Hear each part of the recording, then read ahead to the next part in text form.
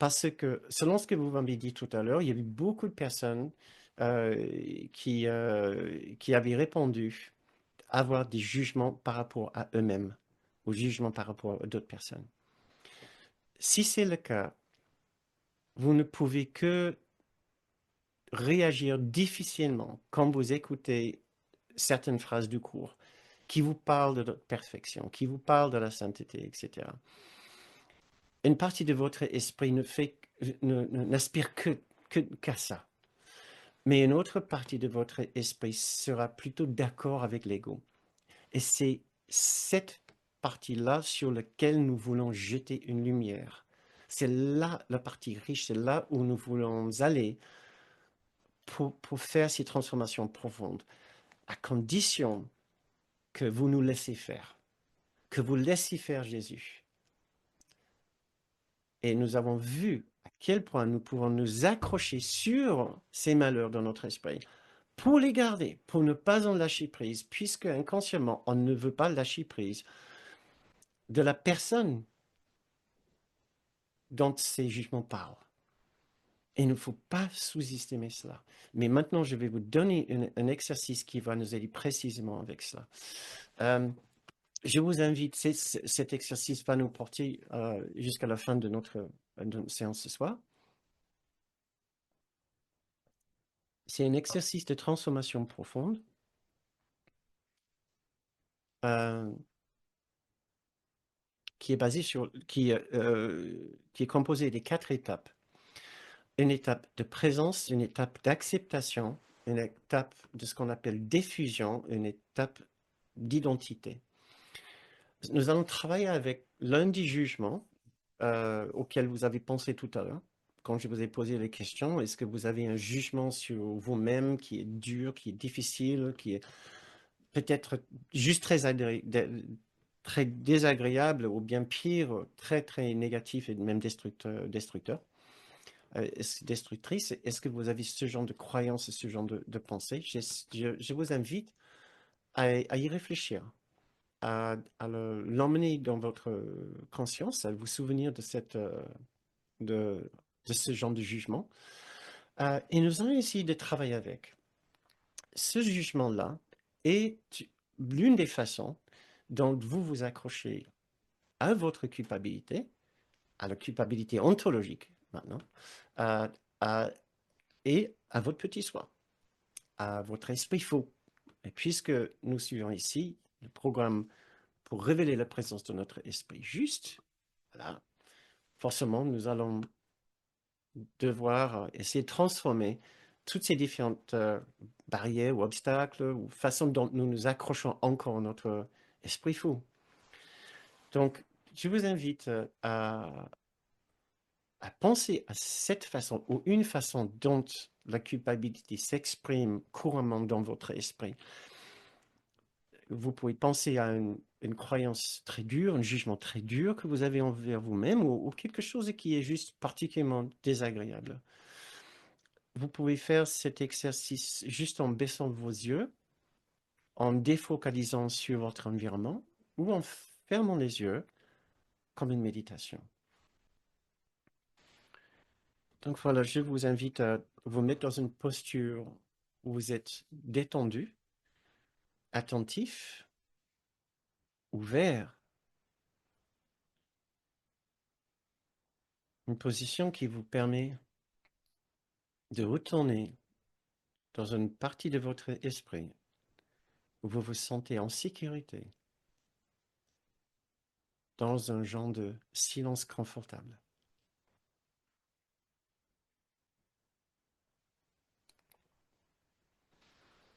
Si cela vous aide, vous pouvez prendre une grande inspiration.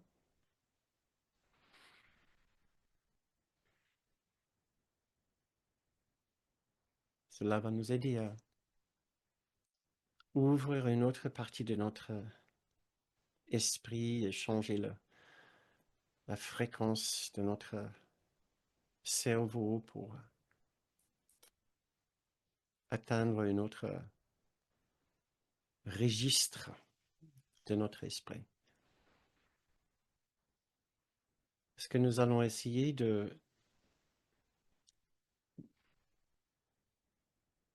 de nous ouvrir à la partie de nous-mêmes qui a envie de changer quelque chose profondément en nous-mêmes. Si nous sommes ici ce soir,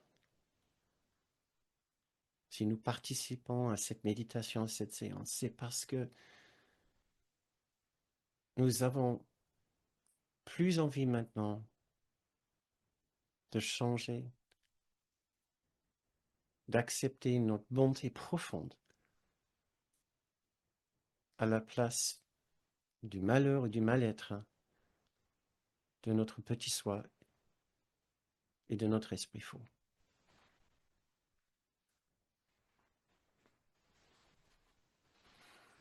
Donc je vous invite à faire venir à votre conscience ce jugement, cette pensée que vous avez trouvée très dure tout à l'heure. Et dans un premier temps, juste en prendre conscience.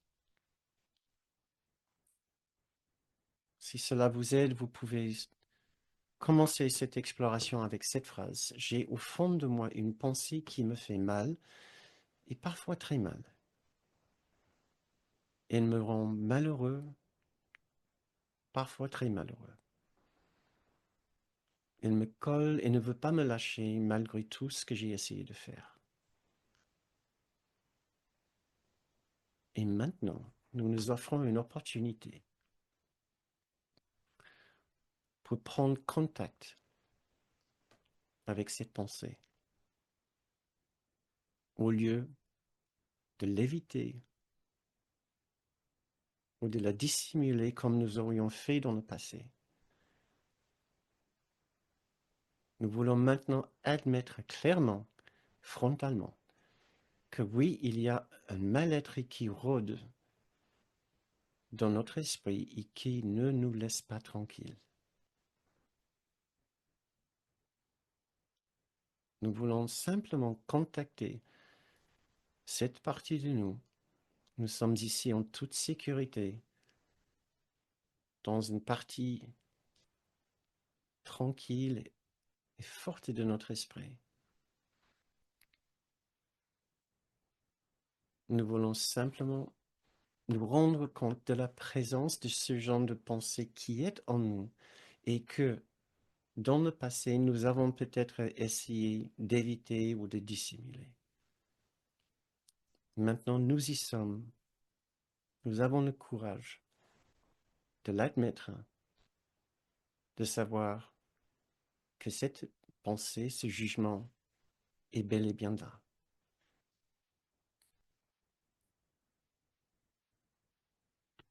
Et maintenant, nous allons passer à la deuxième étape, qui est l'étape de l'acceptation. Ce qui ne veut pas dire la résignation, ce qui ne veut certainement pas dire que nous sommes d'accord avec cette pensée, mais ce qui veut dire que du fait qu'elle est là, que nous n'avons pas pu la faire partir comme nous aurions souhaité, au lieu de la refuser, au lieu de lutter contre, qui nous a épuisés, nous voulons simplement accepter que cette pensée malheureuse soit bien dans notre esprit. C'est tout. Elle est là. Nous avons plus à gagner maintenant en nous rapprochant de cette pensée qu'en essayant de nous en éloigner.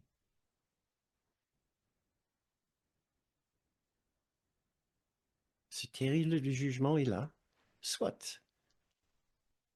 Nous voulons maintenant vraiment faire la paix avec lui.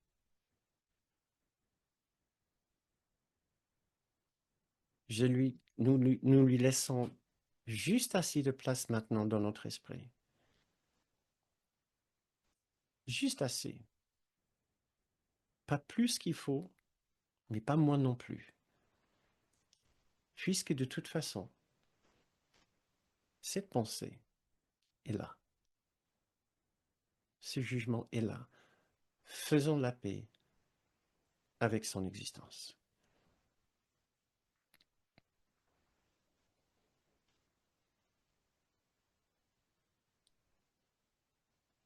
Détendons-nous. Essayez de vous détendre.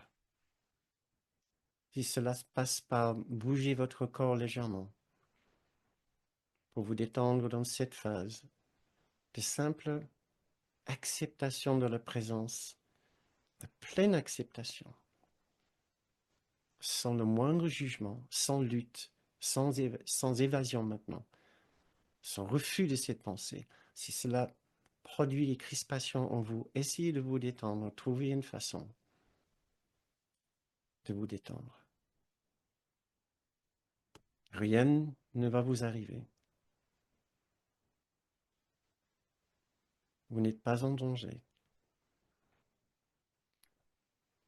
Au lieu de nous battre maintenant avec cette pensée, nous préférons simplement faire la paix avec elle. Nous n'allons pas lui donner raison. Nous voulons juste nous accommoder à sa présence et de savoir que nous ne sommes pas détruits par elle.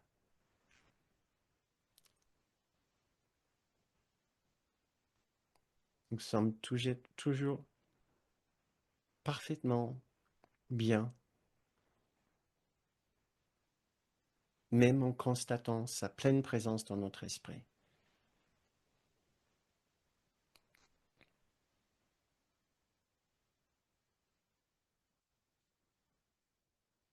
Et maintenant, nous entrons dans la troisième phase de cette méditation. Du fait d'avoir laissé une place à cette idée, ce jugement, cela nous permet maintenant de la regarder. Cette idée est très forte dans notre esprit et elle voudrait nous accabler avec son message, avec un sentiment fort, fort désagréable de mal-être. Mais maintenant que nous le regardons, nous constatons une chose importante, qu'il est juste une idée. Elle est juste une pensée. C'est juste une croyance. Elle est là. Nous avons fait une place pour elle.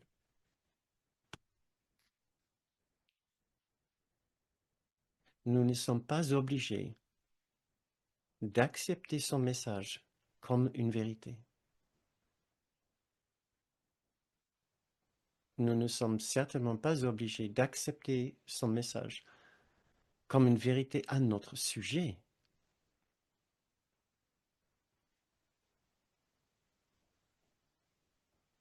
Nous avons le choix.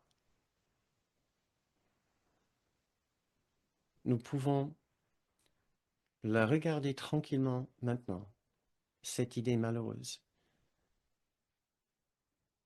et nous sentir légèrement en dehors et à l'extérieur de cette idée.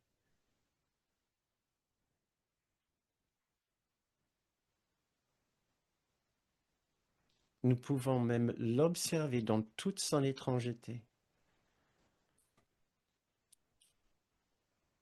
Pourquoi elle dit ce qu'elle dit? Pourquoi elle porte ce message?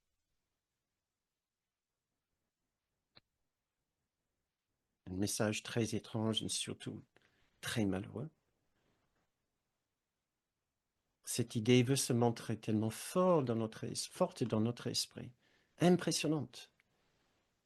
Elle veut même nous immobiliser. Mais à la fin, elle est juste une idée. Elle est juste une croyance.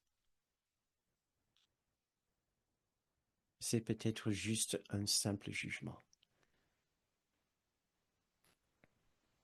Nous n'avons aucune obligation de l'accepter comme une vérité quelconque. et encore moins comme notre vérité.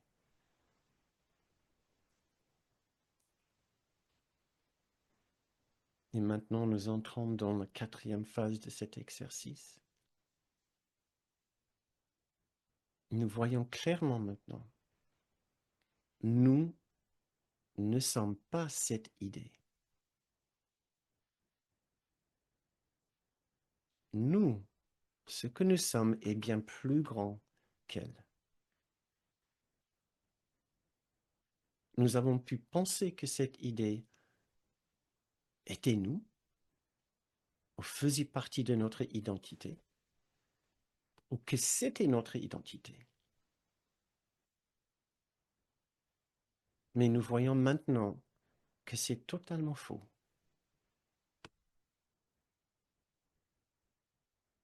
Ce que nous sommes ne peut pas être défini par une simple idée, et encore moins par celle-ci.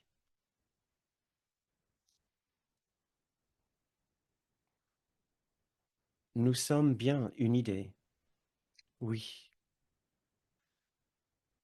une idée magnifique dans l'esprit du Christ, dans l'esprit de Dieu.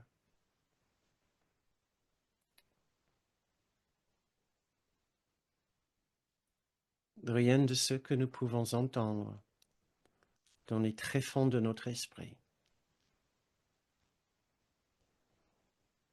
ne pourrait changer notre réalité.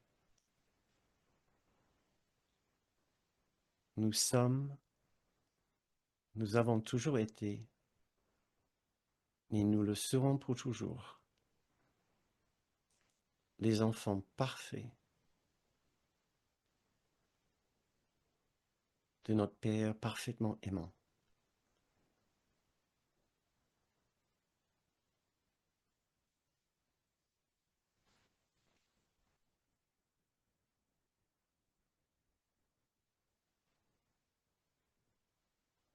Notre seul obstacle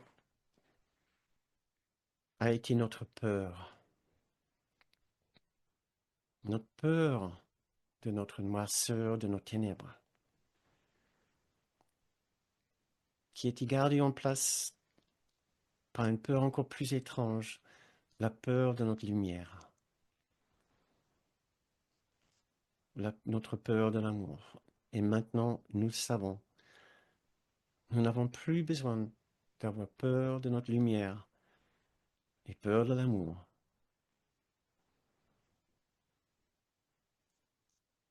Notre envie de connaître la lumière est plus forte maintenant que notre envie de garder le petit soi et ses messages de culpabilité.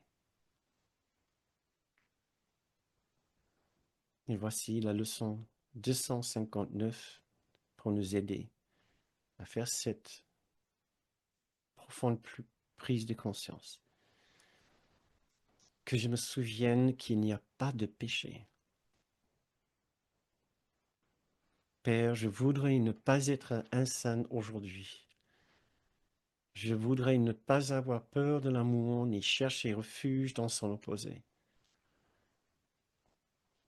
Car l'amour ne peut pas avoir d'opposé.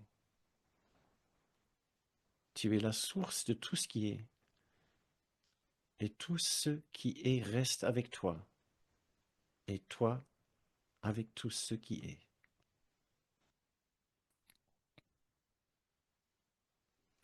Ô mes frères, si seulement vous connaissiez la paix qui vous enveloppera et vous tiendra en sécurité, pur et beau dans l'Esprit de Dieu, vous ne pourriez que vous précipiter pour le rejoindre là où est son autel.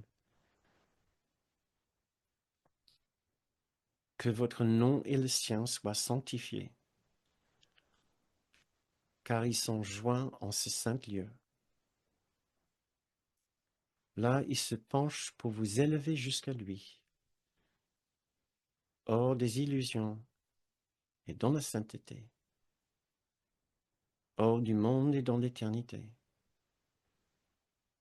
hors de toute peur et rendu à l'amour.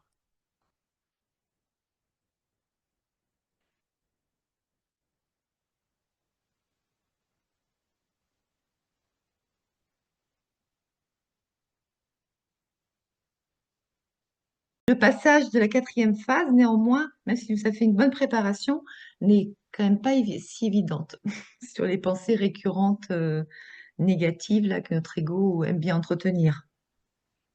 Les, on peut rencontrer des difficultés à chaque phase. Tu dis qu'effectivement, même le simple fait de prendre présence, d'accepter la présence de ces esprits, des fois, ça peut être vraiment très, très, très désagréable. Mais tu parles de la quatrième phase. La quatrième phase, c'est l'identité. C'est on se donne le droit d'avoir une identité autre que celle qui était décrite par ce jugement, par ces pensées. Mhm, mhm, De trouver une distance, d'accepter qu'on peut avoir des pensées, mais nous ne sommes pas ces pensées. Ce que nous sommes est transcendant par rapport aux pensées. Est-ce que, et nous pouvons poser des questions, est-ce que nous sommes, littéralement, est-ce que nous sommes nos jugements? Est-ce que nos jugements nous définissent? Est-ce que nos, est-ce que nos pensées, est-ce que nous sommes nos pensées?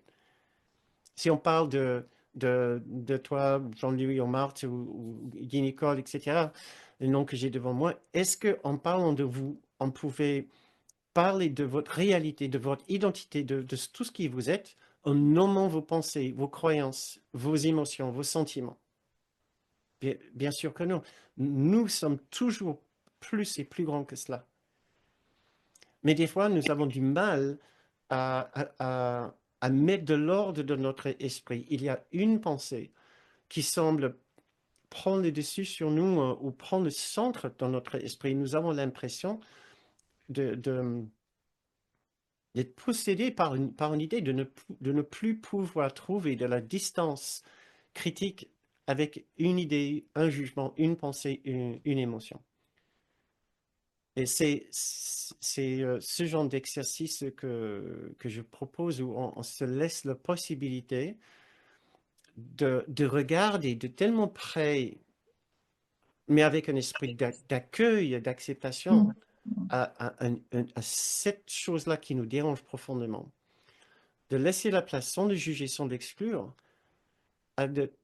pour qu'on puisse à la fin voir qu'effectivement, il y a quelque chose là. Mais si moi, je suis en train de l'observer, je ne peux pas être ce que je suis en train de regarder.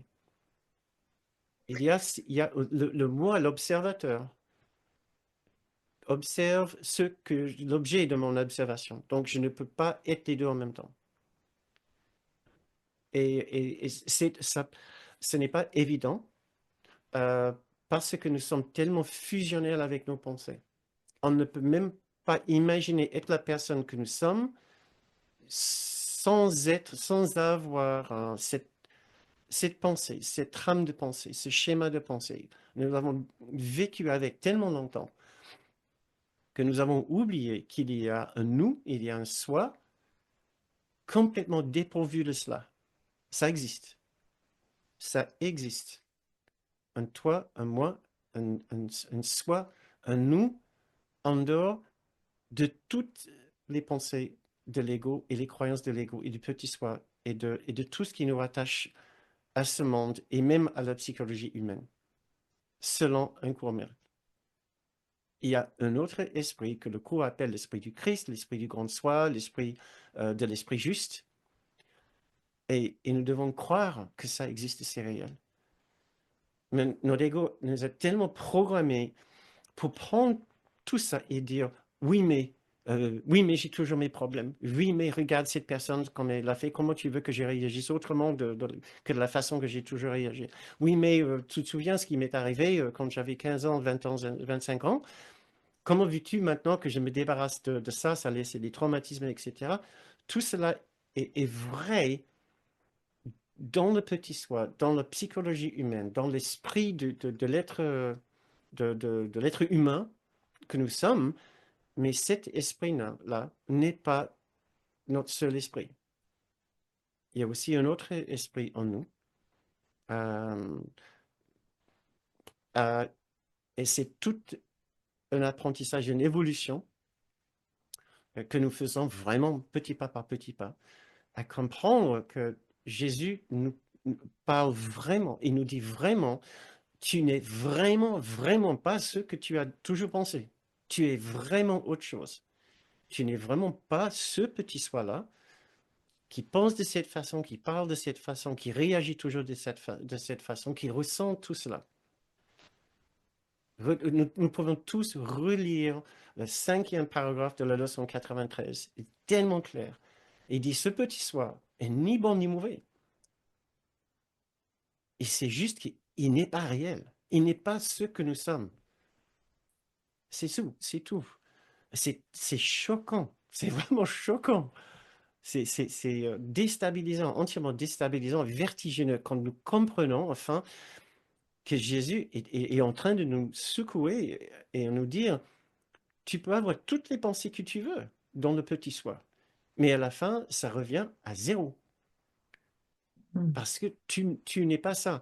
Comme j'ai essayé de dire, nous avons essayé de dire, Patricia et moi, dans notre dernier newsletter de lundi dernier, nous sommes le 17 février, donc c'était le 10 février. Donc le newsletter était peut-être du jeudi d'après, je ne sais pas quel jour. Peut-être du 14-15, si jamais vous voulez essayer de le trouver. Euh, les réponses de Jésus à tout cela, c'est de le mettre de côté, de ne pas nous battre avec, et juste clairement comprendre que la façon de gérer toute situation dans cette vie est de trouver un moyen de basculer vers l'esprit juste, l'esprit du grand soi, à partir duquel nous regardons tout cela d'une façon différente, mais entièrement différente. C'est pour ça que j'adore cette technique, puisque c'est une méthode de thérapie pratiquée aujourd'hui partout dans le monde, la thérapie ACT, ACT. Euh, il parle d'exactement ce même processus, de regarder clairement et ne pas juger. Kenneth nous disait, être dans l'esprit juste, c'est être dans l'esprit faux sans le juger. Dit parce que l'esprit faux ne nous laissera jamais ne pas juger. Donc si nous ne jugeons plus, ça veut dire acceptons, accueillons, laissons une place pour, nous sommes naturellement dans l'esprit juste, en train d'accueillir une partie de notre esprit faux, mais au sein de notre esprit juste.